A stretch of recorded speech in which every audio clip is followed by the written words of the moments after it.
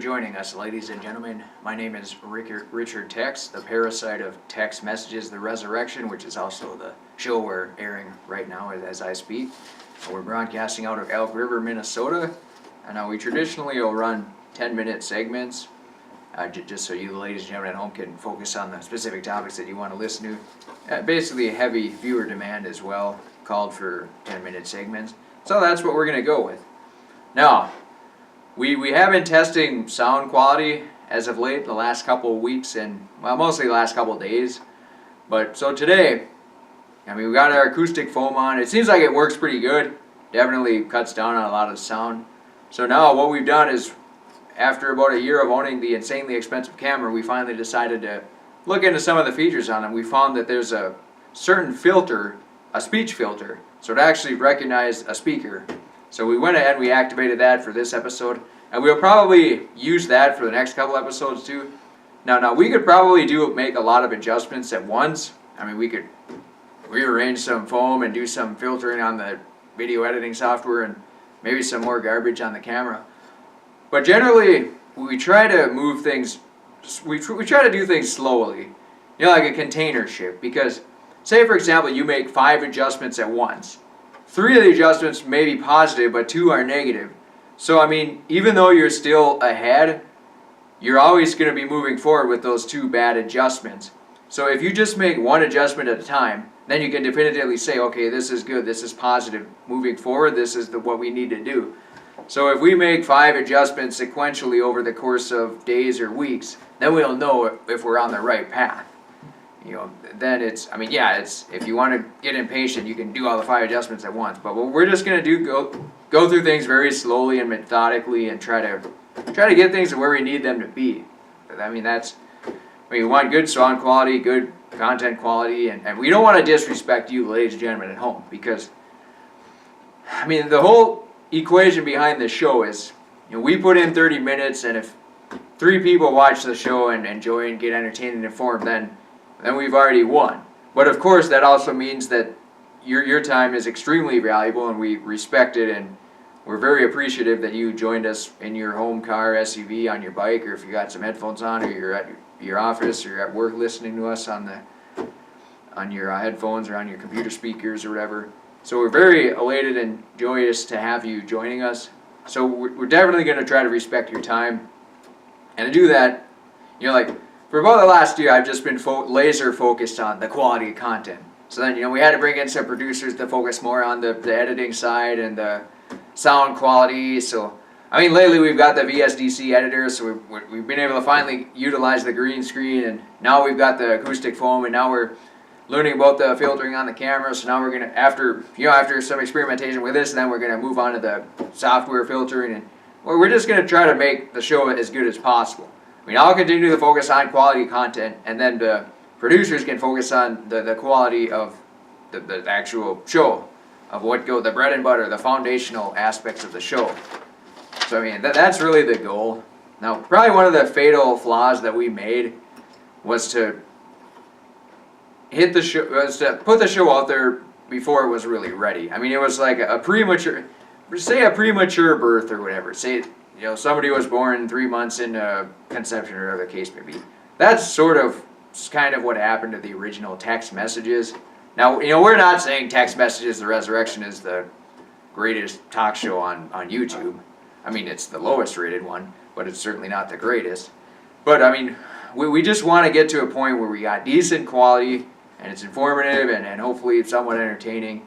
And occasionally, we will go off the beaten path and do some other stuff as well. So, just to keep you, the ladies and gentlemen at home, on your feet and possibly guessing and looking forward to the new content. That's pretty much how it is. Now, you may have heard before about attention whores, and by and large, by nature, it is ingrained in me to be an attention whore. Like, if I was a female, I'd probably take selfies every single day on Instagram and go to Goodwill every other week and buy 14 different outfits and wear a different costume every single day and just take selfies all the time. But as a male, things are a little bit different, because it's not so much your imagery that appeals or grabs attention or anything like that. It's basically quality of character and what value you have to other, to you, the ladies and gentlemen at home, as far as informing and entertaining. So that's basically, it's trying to parlay what may be construed as a negative quality and then making it into something positive. Now yeah, most of the time, if you're in attention whore, you end up looking like a clown, but that's just how it is. You just got to be true to your character, is basically, like everybody listening at home, being true to your character is very important.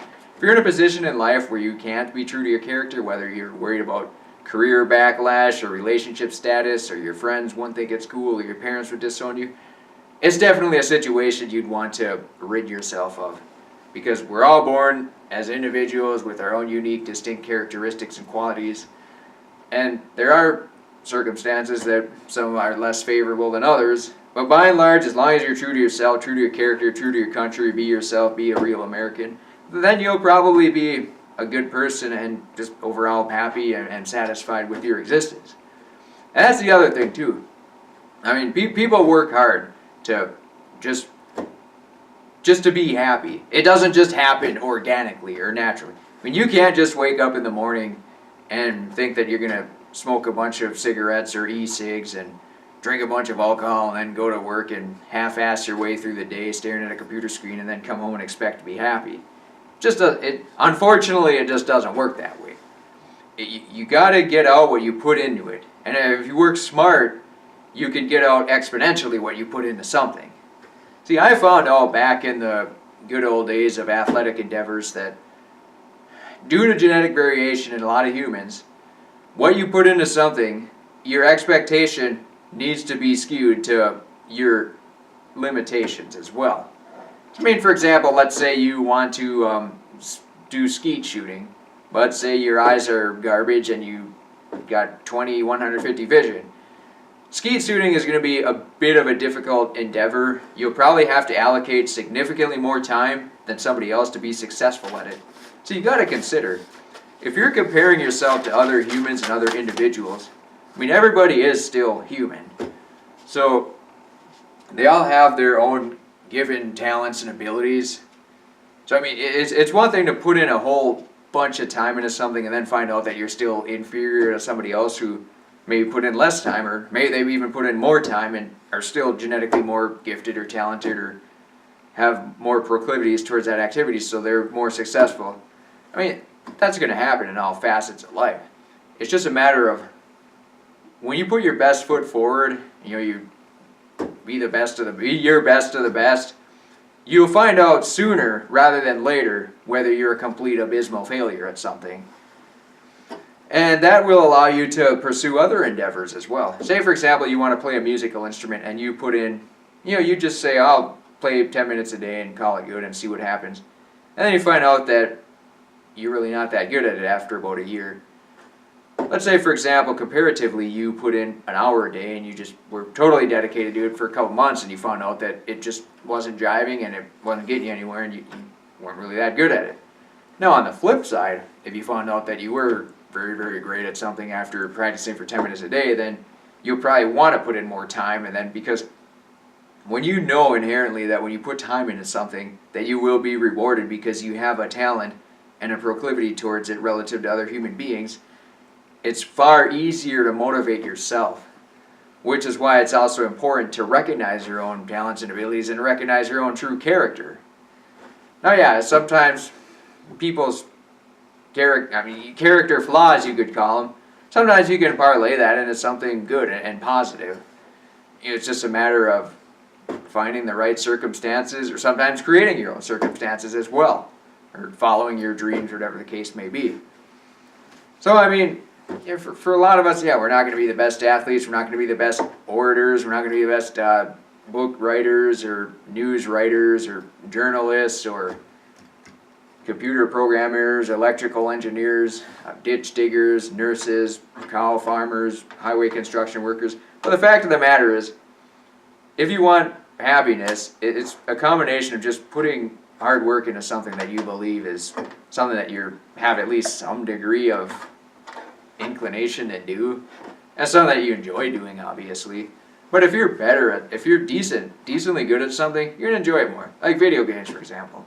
I'm absolutely terrible at video games, and they doesn't really seem like a productive endeavor.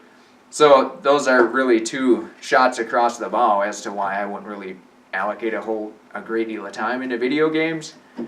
But I mean, for somebody else who's good at video games, and then they can talk during the video games and live stream them, and people seem to enjoy it, I mean, that works for them. Because the time they're putting into it, say they put in 2 hours and millions of people watch the videos, the karma that they're building up there is absolutely extraordinary. So it's just a matter of being true to yourself and seeing what you're good at really and what you enjoy. So with that being said, ladies and gentlemen, we looks like we're coming to the conclusion of the first segment here. We'll be back momentarily with the second segment. Thank you for tuning in. Appreciate it.